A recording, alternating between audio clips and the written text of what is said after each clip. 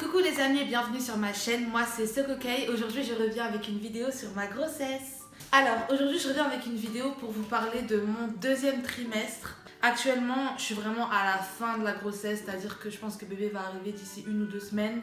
Donc je suis vraiment en retard dans mes vidéos, mais bon, c'est pas grave, je vais essayer de me souvenir un maximum sur mon deuxième trimestre. Si vous n'avez pas vu la vidéo sur le premier trimestre, je vous la mets comme d'hab dans le petit i, comme ça vous pouvez aller la regarder.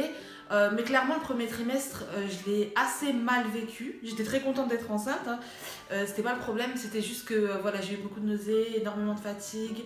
Enfin bref, le premier trimestre je l'ai assez mal vécu dans ce sens là, où j'ai eu beaucoup de symptômes très désagréables. Et en fait ça a continué sur le deuxième trimestre. Pas sur tout le deuxième trimestre, mais on va dire sur la moitié du deuxième trimestre, en tout cas ça a continué. Moi j'attendais le deuxième trimestre avec une grande impatience. Parce que, comme on disait, le premier trimestre c'est le pire, et une fois que ça passe, donc on va dire vers les 13-14 semaines, ça y est, t'as plus de nausées en fait. Quand t'arrives au deuxième trimestre, t'as un regain d'énergie, c'est génial. Et c'est pas du tout ce qui m'est arrivé. En fait, au contraire, à la 14e semaine, c'est là que les vomissements ont commencé. Donc au premier trimestre, j'avais que des nausées, mais au deuxième trimestre, par contre, j'avais des nausées plus des vomissements. Donc c'était horrible. Et en fait, je crois que c'est aussi dû à la température, parce que en Australie, en premier et deuxième trimestre, c'était l'été.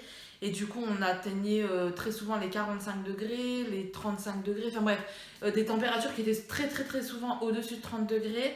Et j'avais du mal avec ça, en fait, la chaleur me donnait envie de vomir. Si j'avais trop chaud pendant 10 minutes, j'allais vomir. Donc je pense que c'était le problème, parce qu'après, les températures ont commencé à descendre, puisque là, nous rentrons maintenant en hiver. C'est là qu'en fait, mes nausées se sont apaisées. Donc vers la moitié de mon deuxième trimestre.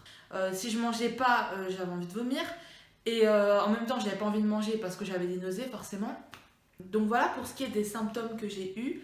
On va dire qu'après, vers la moitié du deuxième trimestre, franchement, je me sentais mieux. Après, je dirais pas que j'ai eu un regain d'énergie phénoménal.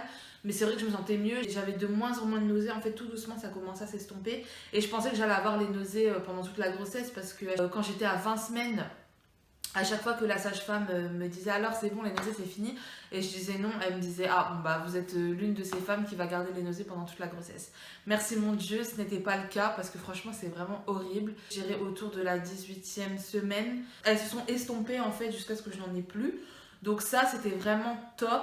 Ensuite, commencer à sentir les mouvements du bébé. J'ai commencé à les sentir vers la 18e semaine, mais je m'en suis rendu compte vers la 20e semaine. Donc ça fait assez tard, je veux dire il y a des femmes qui les sentent bien avant, à la 16e, à la 12e semaine, voilà. J'ai vu une femme qui ne les a pas senties jusqu'à la 24e semaine. Donc vraiment ça dépend des gens. Les premiers petits mouvements en fait que j'ai sentis, c'était plus comme des guilis sur mon ventre. Genre des petits guilis comme des petites fourmis qui marchaient sur mon ventre, mais qui marchaient sur mon ventre. Je ne les sentais pas à l'intérieur de mon ventre, je les sentais au-dessus. Donc c'était très bizarre, et ça, limite ça me grattait, vous voyez, je faisais un peu comme ça, genre oh ça me gratte et tout. Je liais pas ça avec les mouvements du bébé en fait, jusqu'à ce que quelqu'un me dise mais si c'est ça, c'est les mouvements de ton bébé. Puis après je me suis dit mais bien sûr que c'est ça, parce que là maintenant je les sens plus, ces petits guillis, maintenant je sens des coups francs. donc je sais que c'était bel et bien ça en fait, c'était comme des petits guillis, des petites fourmis qui marchaient à un petit coin de mon ventre, c'est trop chou. Après vers la 20e semaine en fait j'ai commencé à sentir comme des... je dirais peut-être des gaz, comme des bulles de gaz en fait qui remontaient, mais pas vraiment, enfin je sais pas, mais allez, ça a duré une journée où je me disais c'est peut-être des gaz, c'est peut-être pas des gaz, et après je disais non en fait c'est le mouvement du bébé, parce que j'ai eu des gaz entre temps, et les gaz, je pouvais faire la différence. Donc après, vers la 20e semaine, après ça a évolué comme des petits coups que je sentais vraiment en bas par contre. C'est-à-dire que quand je vous dis en bas, moment pas glamour du tout, je les sentais vers mon anus, à l'intérieur de mon anus en fait, comme si un pied allait sortir de mon anus, voilà. Ou l'intérieur de mon vagin, je les sentais pas sur mon ventre. Alors déjà l'explication qu'on pourrait y donner, c'est que j'ai mon placenta qui est devant, donc qui est sur la paroi de mon ventre. Avant je sentais pas du tout les coups qui pouvaient être donnés à l'avant de mon ventre, parce qu'il y avait le placenta entre le bébé et la paroi de mon ventre. Et la deuxième explication, c'est que le bébé a toujours été très très bas. Donc forcément, au début, ils ont la tête en haut et les pieds en bas. Et du coup, je pense que je sentais en fait ses pieds comme s'il essayait de se mettre debout en fait. Donc c'est peut-être pour ça que je sentais plus les coups vraiment en bas plutôt que sur la paroi de mon ventre. Donc la dernière fois, je vous avais laissé, je devais faire un test de diabète. Étant en obésité, je devais faire le test plus tôt. Normalement, on le fait à 28 semaines. Et moi, j'ai dû le faire à 12 semaines et à 28 semaines, donc les deux. En gros, en quoi ça consiste? On doit faire plusieurs prises de sang durant 2 heures en fait. Et au tout début des 2 heures, on boit, je crois que c'est 100-150 millilitres. Enfin bref, une petite bouteille de glucose en fait. Donc on doit y aller à jeun, boire le glucose et ensuite ils font 2 ou 3 prises de sang pour voir comment ça évolue au bout de 2 heures. Donc vous devez rester sur place, c'est vraiment très très très relou. Et en plus, moi j'avais la femme qui venait à chaque fois me dire ça va, vous allez bien, vous vous sentez bien, vous vous sentez bien. Surtout parce que vu que j'avais des nausées et des vomissements, j'avais vomi à jeun avant d'aller faire la prise de sang. Alors je peux vous dire que j'étais pas au top du top quoi, enfin bref. Je n'ai pas le diabète gestationnel, hein. J'ai fait le test les 2 fois et je ne l'ai pas, donc c'est très très très très bien.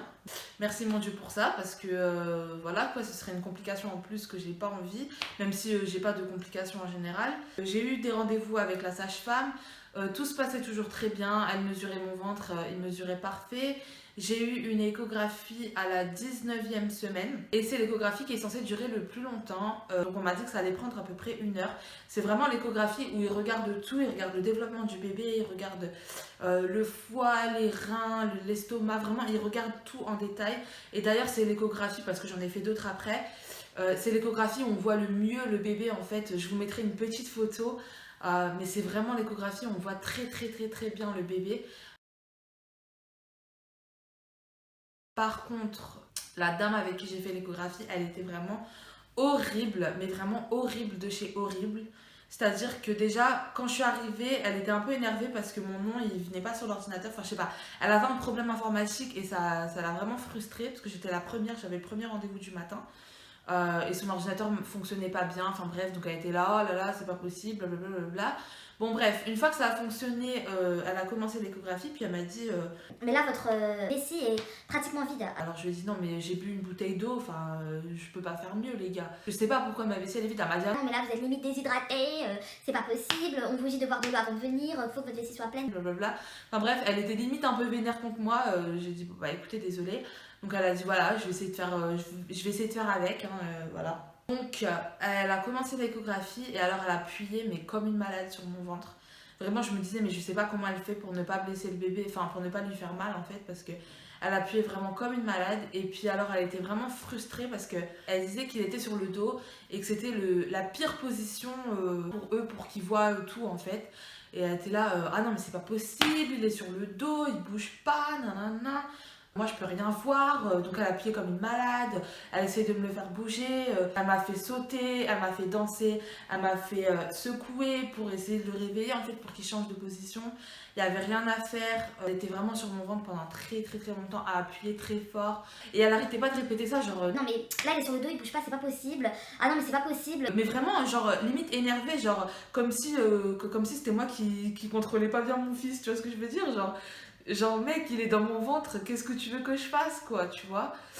Donc c'était ça en fait, c'est comme s'il fallait que je lui dise bon écoute mec, tu changes de position parce que maman elle est pas contente. Bah non, qu'est-ce que tu veux que je fasse, c'est pas de ma faute, tu vois.